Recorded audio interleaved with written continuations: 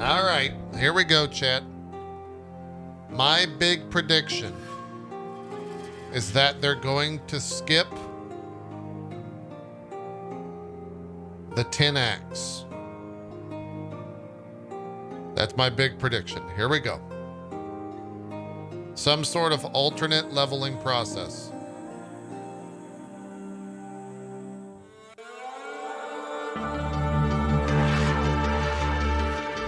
That's when I started playing the game, I think.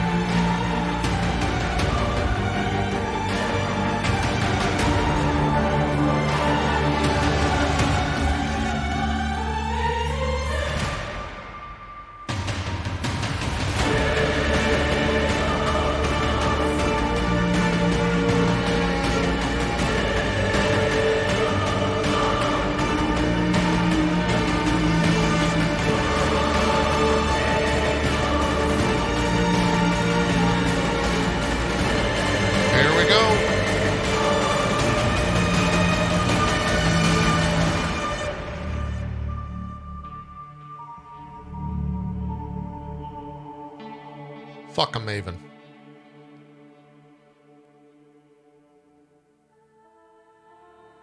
Hi, I'm Chris Wilson from Grinding Gear Games. Hi, Chris. Thank you for joining us as we unveil Path of Exile's next big expansion, Siege of the Atlas.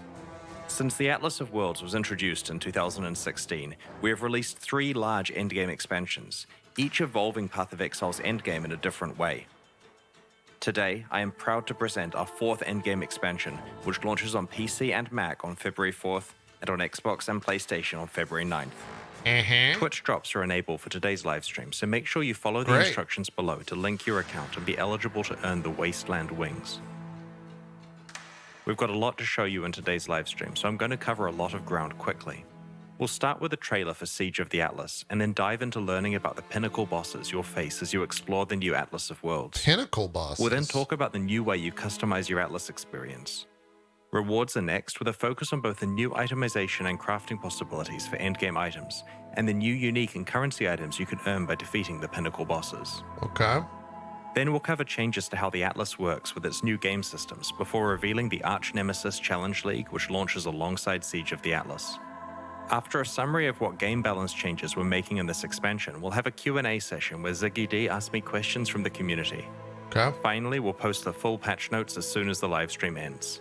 Let's check out the trailer for Siege of the Atlas. That's exciting.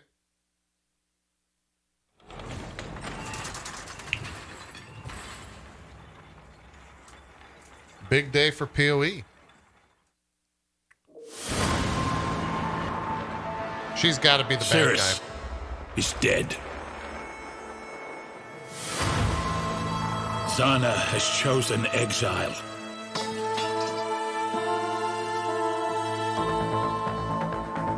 But the Atlas of Worlds remains a beacon for Eldritch Horrors.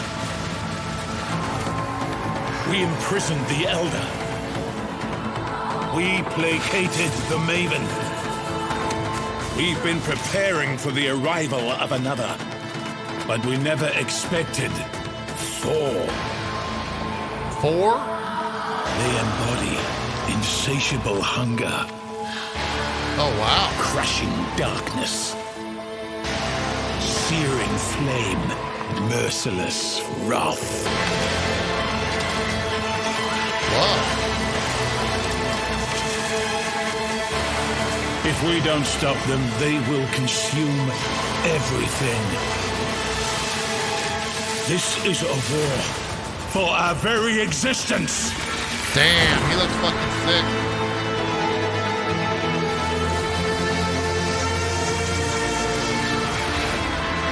Whoa.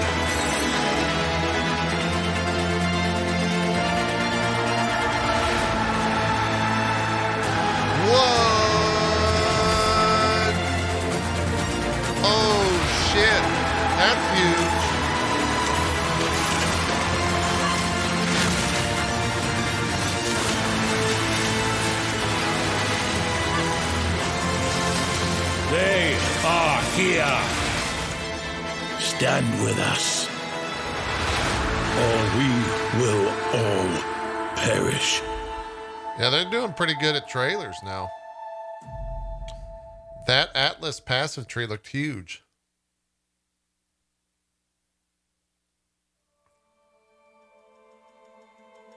The events in Siege of the Atlas take place after the defeat of Cirrus. With Zana leaving to pursue her own agenda, Commander Kirik has taken responsibility for defending the Atlas and Rayclast against whatever Eldritch Horrors might arrive. Did he get an armor buff? Because Oriath was decimated by both Katava and then Cirrus, Kirik has moved several map devices to an isolated island in the Kurui archipelago and has established a militia in order to prevent another event like the Cirrus incident.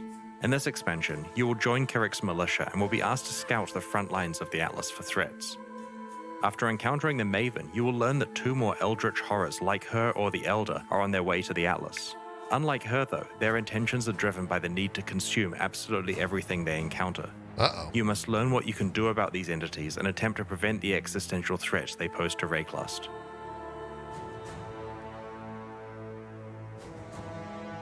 In Siege of the Atlas, the 2 new Eldritch Horrors are the Searing Exarch and the Eater of Worlds. These are similar to other pinnacle Atlas bosses of the past, such as the Elder, the Shaper, the Maven, and Cirrus. You will hunt down these 2 bosses and their sub-bosses, the Black Star and the Infinite Hunger. You will be able to pursue both Eldritch Horrors at the same time, but you can choose which you are pursuing on a map-by-map basis. In mid-tier maps, you'll randomly encounter the influence of either the Searing Exarch or the Eater of Worlds. The Maven understands the threat that these Eldritch Horrors pose to her plans. She will modify your map device so that when entering maps, you can choose to add either the influence of the Maven or any Eldritch Horror you have encountered. Huh. As you run subsequent maps influenced by the Searing Exarch or the Eater of Worlds, the amount of influenced monsters in those maps increases as that Eldritch Horror gets closer to you. Eventually, you'll encounter either the Black Star or the Infinite Hunger, one of the sub-bosses. You must defeat that boss in order to continue progressing closer to the horror you are pursuing. These bosses have exclusive new unique items in their drop pools. You're likely to have encountered the influence of both horrors by this point and can choose which one you're pursuing in each map. Finally, in the highest tiers of maps, you will encounter the Searing Exarch or the Eater of Worlds themselves. Absence of If you are able to defeat these extremely difficult foes, they can drop their own exclusive new unique items and Eldritch currency items, which we'll describe later in the livestream. Once you have slain the Searing Exarch or the Eater of Worlds once, you can then farm them. In order to do so, you must complete a series of tier 14 or above maps with that Eldritch Horror's influence applied. Wow. You'll eventually find a key that allows you to challenge the Black Star or the Infinite Hunger again. As this key to the fight is tradable, it's not a strict requirement that you slay this first boss, but the item rewards will strongly encourage you to do so. After continuing to farm tier 14 or higher horror-influenced maps, you will receive another tradable key to fight the Searing Exarch or the Eater of Worlds, giving you another shot at their exclusive rewards. The keys to the farmable versions of these bosses can be rolled like regular maps, but with their own mod pool. This allows you to control the difficulty and rewards even further. Jesus. Earlier, I mentioned that maps can be influenced by the Searing Exarch or the Eater of Worlds. Before we move on, I wanted to go into more detail about what that actually means. In influenced maps, as you defeat enemies, altars themed around the Searing Exarch or the Eater of Worlds occasionally appear where you kill those enemies. These altars give you the choice between 2 options that can either modify your character, influenced monsters, or the boss of the map by increasing rewards but also increasing difficulty. You can encounter multiple altars per area, so sometimes you can drastically affect the difficulty and rewards of a map as you play through it. It's also fine to ignore it and choose not to increase the difficulty and reward of the map if you feel that it's already challenging enough. An example of a modification is altering the map boss so that all of its damage shocks, but also causing it to drop an additional Eldritch currency item as a reward. We'll explain what these new currency items do later in the livestream. In the last iteration of the Atlas, you needed to use Watchstones to both unlock new maps and raise the level of maps across your Atlas. This required grinding conquerors and managing the optimal placement of 16 different Watchstones. Sucked. In Siege of the Atlas, we've removed Watchstones and have restored the hidden maps back to the base Atlas so they don't have to be unlocked over time. Nice. We've added much of the power from craftable watchstones to Atlas passives so that you can still access the benefits you're used to without the busy work of managing watchstones. That's good. I think that's Despite great. the era of watchstones being over, we do really like the ability to raise the tier of maps on your Atlas so that eventually all of them are tier 16. To this end, we have introduced Void Stones. You can earn up to 4 of these, one each from the Uber Elder, the Maven, the Searing Exarch, and the Eater of Worlds. Placing Void Stones on your Atlas will raise the tier of all of its maps, eventually making them uniformly tier 16. In Siege of the Atlas, we've removed the concept of Atlas regions entirely. This means that we're saying goodbye to regional Atlas passive trees and hello to a single gigantic Atlas passive tree. Ah, good old Path of Exile. This new tree has over 600 passives available to choose from, and you can earn 117 Atlas passive skill points by completing your Atlas. Each different map you complete the bonus objective of grants you 1 skill point. You can also earn some extra ones by completing the Maven's multi-boss fights. Whenever you allocate an Atlas passive skill, its stats apply to every map you run anywhere on the Atlas. Also, because it's much faster to complete earlier maps on the Atlas, your Atlas point acquisition is pretty front-loaded, letting you quickly establish an Atlas layout that helps you find and profit from your favorite content. We've integrated some skills from past regional Atlas trees and have created several new ones, like Secret Operations, which turns some of the strongboxes you encounter into a new type of strongbox that drops scarabs. Okay. Corrupted Gaze causes Abyssal Jewels to sometimes drop Corrupted with 5 or 6 modifiers rather than a typical 4. Ghastly Devotion guarantees that areas that contain ritual altars will always contain 4 altars. This Having seems great. one massive Atlas tree means that you can deeply specialize in certain types of content I think this without is being great. limited to what was available in a specific region. You can increase how often you encounter your favorite content and can adjust how challenging and rewarding that content is. The removal of Atlas regions means that you have more freedom to run the I maps think you this like is all without being forced really into good regions changes of the so Atlas far. that have passives that affect the content you wanted to play. The topic of map drops is also important here. Powerful characters are capable of playing very juiced maps, which results in them finding a lot of items, including more maps. Often, they get more maps than they actually need. Weaker characters have to be more careful with what mods they add to their maps, and hence find fewer maps. This new Atlas tree lets you choose how much you want to invest in a map tier upgrade that used to be the Atlas completion bonus, which means that powerful characters who don't need extra maps can instead focus those points on improving the rewards from content they play.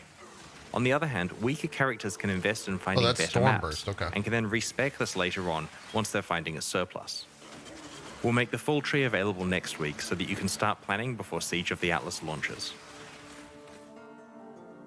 Every large Path of Exile expansion needs a new way to create the most powerful items in the game. All right, here's Siege some of the OP Atlas shit. introduces a new endgame item mechanic called Eldritch Implicit modifiers.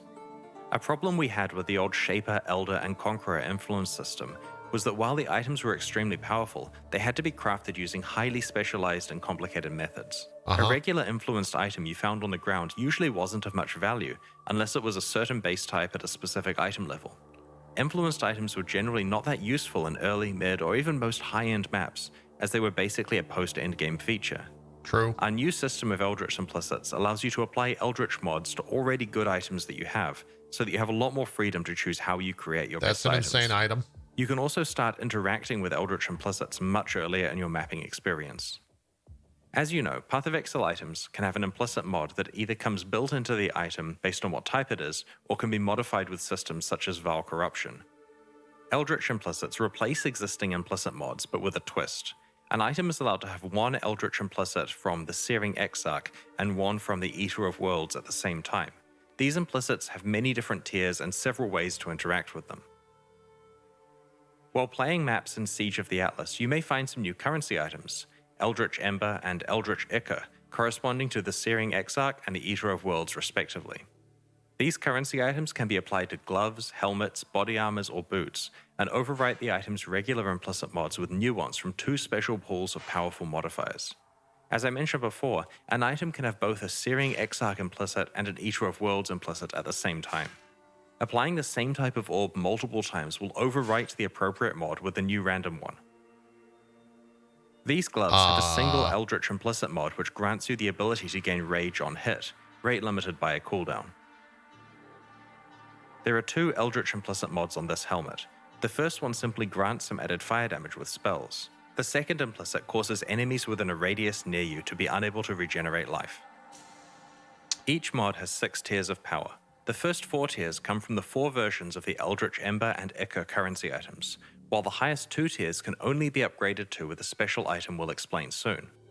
The first tier of Eldritch Ember or Ichor drops on all maps and means that any important build-enabling mods are available without having to complete the entire atlas.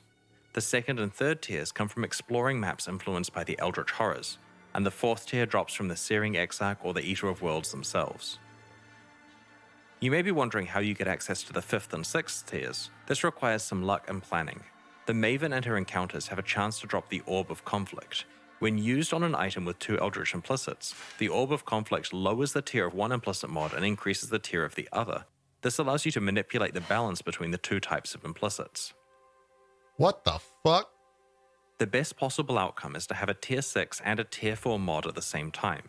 In order to achieve this, you'd want to apply the highest Eldritch Ember or Eldritch Ichor over and over until you have a tier 4 modifier that you want.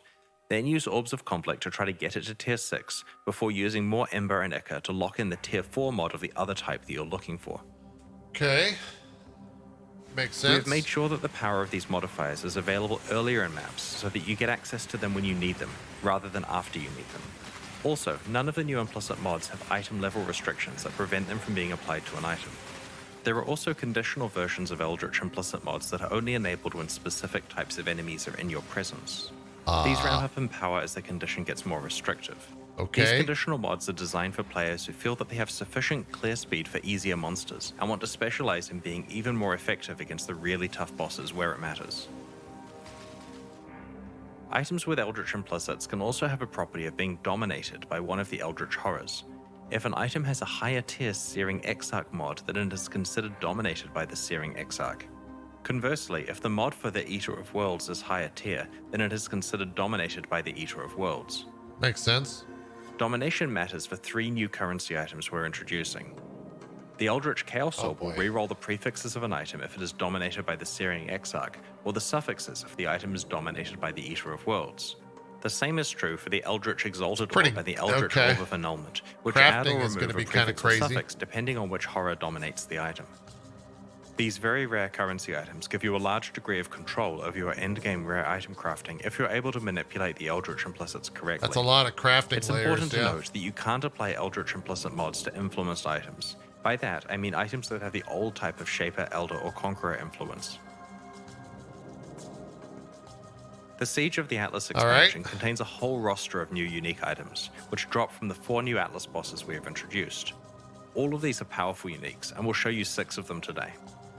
The Ashes of the Stars Onyx Amulet increases the level of all of your skill gems and grants them an additional 20% quality. It also improves the reservation efficiency of your skills and lets you level all of your gems faster, which is really useful for gems such as Empower and Enlighten. The big booster quality is very valuable with some alternate quality gems, as well as certain skills like curses. That's kind of crazy. The Dissolution of the Flesh Prismatic Jewel changes the way that you interact with incoming damage. While you have this jewel equipped, damage is taken in the form of a temporary reservation to your life pool. If you reserve 100% of your life, you die. This allows you to ignore life recovery completely, since the actual amount of life you have left is irrelevant as long as you manage the timing of your life reservation. Interesting.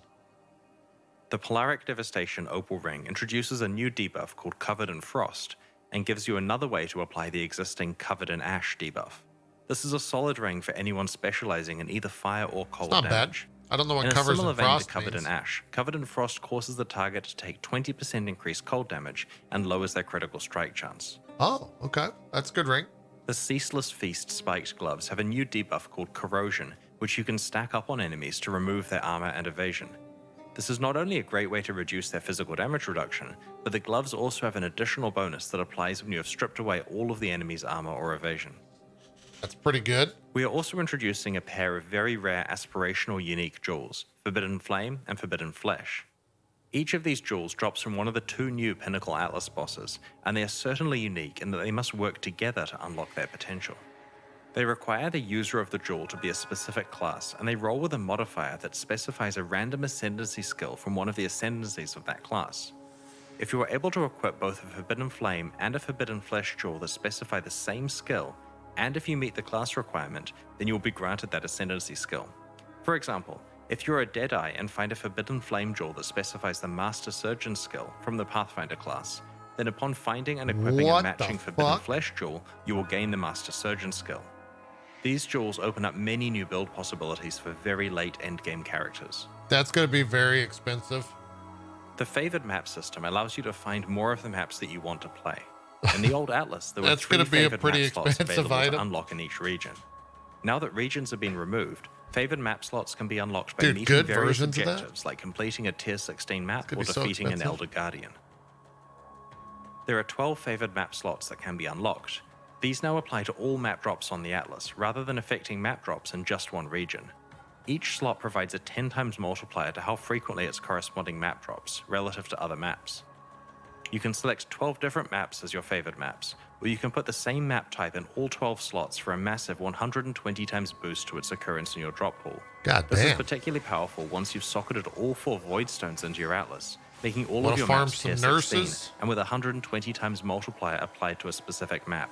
In this case, the specific map you have chosen will constitute over 50% of all tier 16 map drops.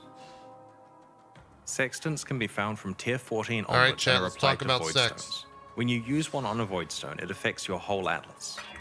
Because Void Stones come from the highest tier content, we've removed simple Sextants and Prime Sextants, as they can no longer be used when you would typically acquire them. Okay, We've that's added good. the mods from these Sextants to the pool of mods that Awakened Sextants have. Because this dilutes the pool of mods that Awakened Sextants can roll, we've increased the frequency at which you acquire Awakened Sextants. Your existing Simple and Prime Sextants will be converted to Awakened Sextants at the launch of Siege of the Atlas. We have made no changes to Elevated Sextants. Okay. With the new Atlas system as context, we have done a balanced pass of all Sextant mods. This resulted in a slight reduction to the amount of content or monsters that a given Sextant mod introduces to an area.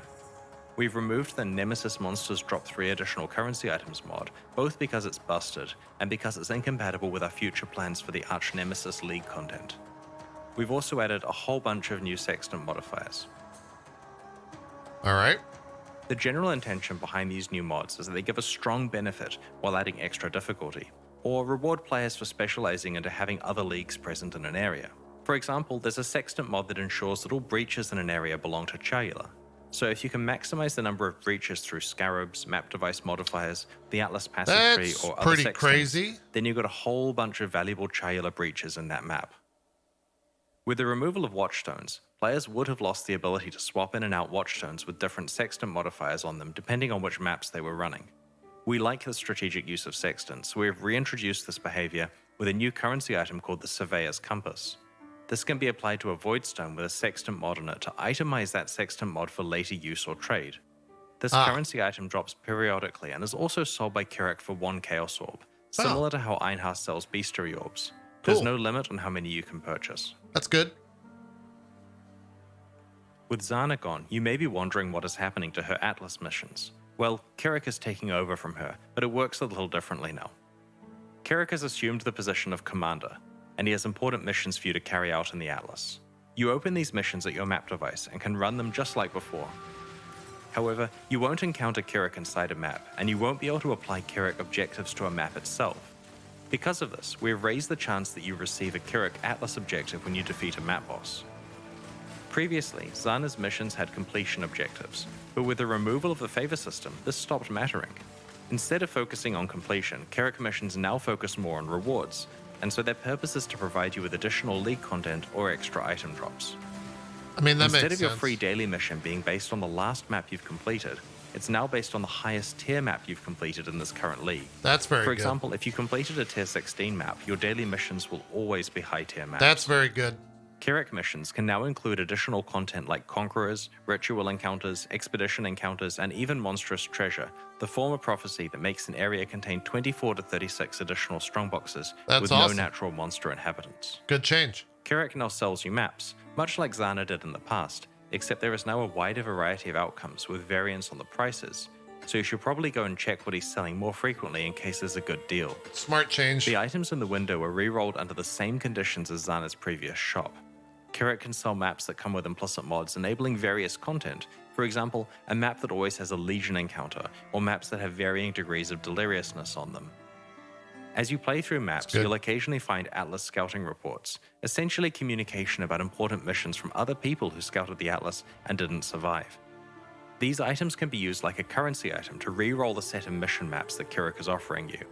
These new maps have a different set of mission outcomes that includes valuable ones like guaranteeing a unique map, having all maps be corrupted, always including a Shaper Guardian, Elder Guardian, or Conqueror, having only uncompleted maps available, or adding a Breach Stone to the selection. Good changes. The value here is not only the re-roll of what is offered to you, but also the guarantee of one or more high-value missions. On the Atlas passive tree, you can specialize into finding more Atlas scouting reports or unlocking new types that can drop. Kirik also sells the aforementioned Surveyor's Compass used to itemize Sextant mods, as well as everything else Zana previously sold, like specific divination cards. Despite them not being part of the core Atlas experience anymore, it's still possible to fight Cirrus and the Conquerors to take advantage of their influence and unique item rewards. Tier 14 or higher map bosses now have a chance to drop maps influenced by the Shaper, the Elder, or a random Conqueror. You can also purchase these maps from Kirik. Great. When you enter the map, you'll be met with hordes of influenced monsters that can drop influenced items. Upon defeating the map boss, a portal will open to the Conqueror's arena. Upon death, the Conqueror will drop a fragment. Each Conqueror has their own fragment. Combine all 4 fragments in your map device to open a set of portals to the Cirrus encounter. Oh, okay. As it's now harder to get influenced items, we've moved plus level gem modifiers into the global mod pool for amulets. So it's now possible to get the powerful +2 levels to certain gems without having to use influenced amulets. Really? Now that Cirrus and the Conquerors are no longer core parts of Atlas gameplay, they will not drop awakened gems. These gems can now drop from Maven invitations. Arch Nemesis is a challenge league that reinvigorates fights with rare monsters. It introduces around 60 new monster mods and allows you to customize your rare boss fights to control your level of risk and reward. What? These mods can be combined in over 35 recipes to create new, more powerful and rewarding mods. As you play through the league, you'll discover more recipes and learn how to best utilize them to get the most valuable rewards. When you slay regular rare and magic monsters in the Arch Nemesis League, they sometimes drop an itemized version of a new Arch Nemesis monster modifier. You store these in a dedicated inventory panel so they don't clutter your regular inventory. Huh. Over the course of each area you play, you'll encounter 4 monsters that are frozen in place, petrified, and bound to an Arch Nemesis statue. When you find such a monster, you can free it by empowering it with an Arch Nemesis mod. If you're able to successfully defeat the empowered monster, then you will receive the fixed reward that corresponds to that modifier. That's kind of cool. The trick that makes this league awesome is the 4 petrified monsters per area. You see, the mods you apply will accumulate as you play through the area. When you empower your second monster, it also has the mod you applied to the first monster. This results in a fight that has twice as many dangerous mods and twice as many rewards. Even though you receive the reward from the first mod when you killed the first petrified monster, you receive a second reward of that type when you kill the second petrified monster. The same applies to the third and fourth fights in the area as well. By the time you defeat the 4th monster, you'll have received the first reward 4 times, the second reward 3 times, and so on. Take care when picking what order you consume your mods so that you can maximize your rewards. Seems kind of fun. More than half of the available mods are created by combining other mods together on the same monster. As an example of how this works, if you apply both Incendiary and Hasted to the same monster, then in addition to the rewards that these 2 mods grant, you will also receive an itemized Flamewalker mod upon killing the monster. This can then be applied to another petrified monster later on to complete further recipes. These recipe mods yield substantially more dangerous encounters and have more valuable rewards.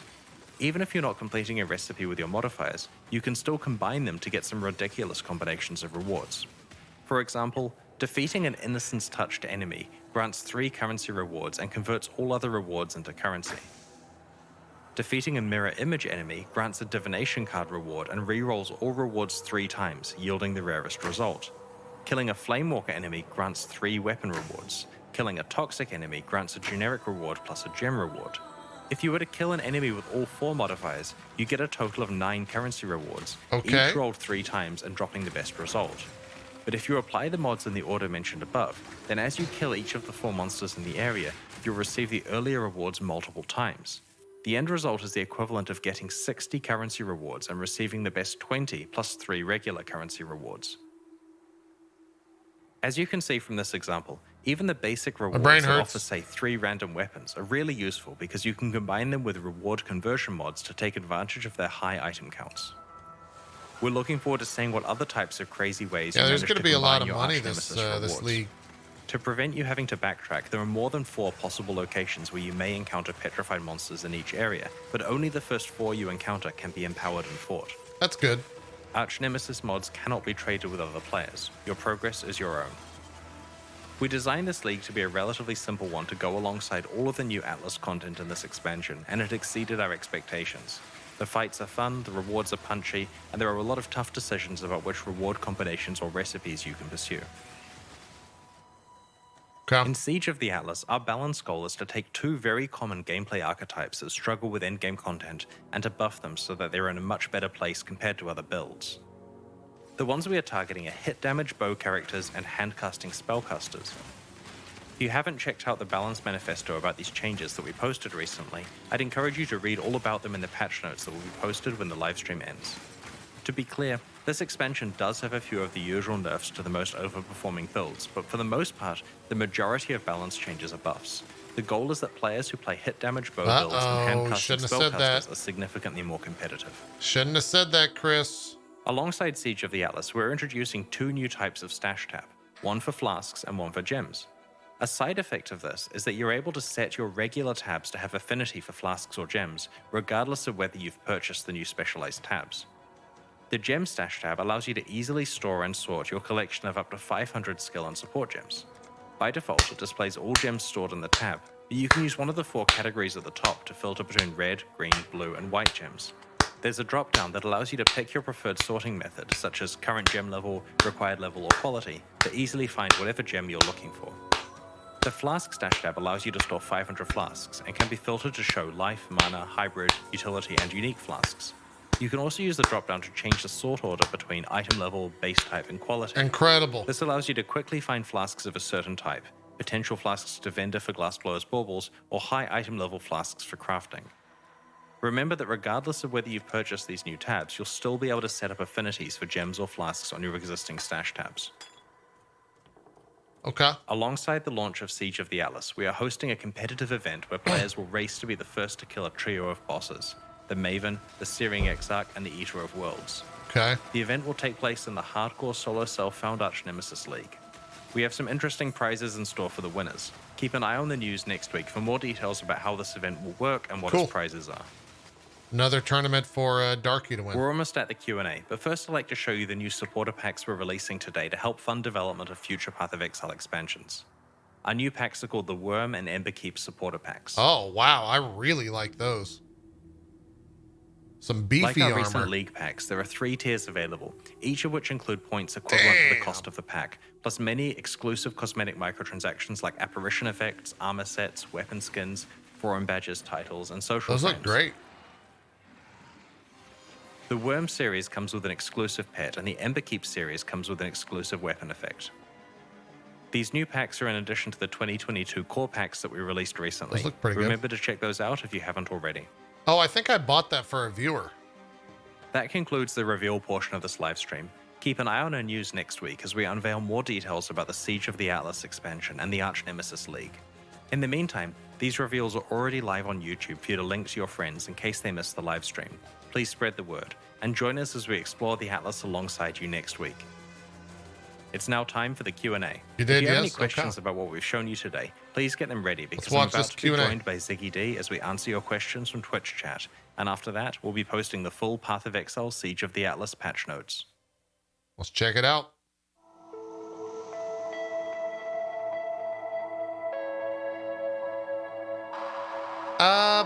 Quick reaction to all the changes. A lot of QOL, quality of life stuff. I like what they're doing to the overall Atlas. I think they're simplifying a lot of that. I think some of the things that they introduced and called simple are not necessarily simple. I think that's kind of crazy.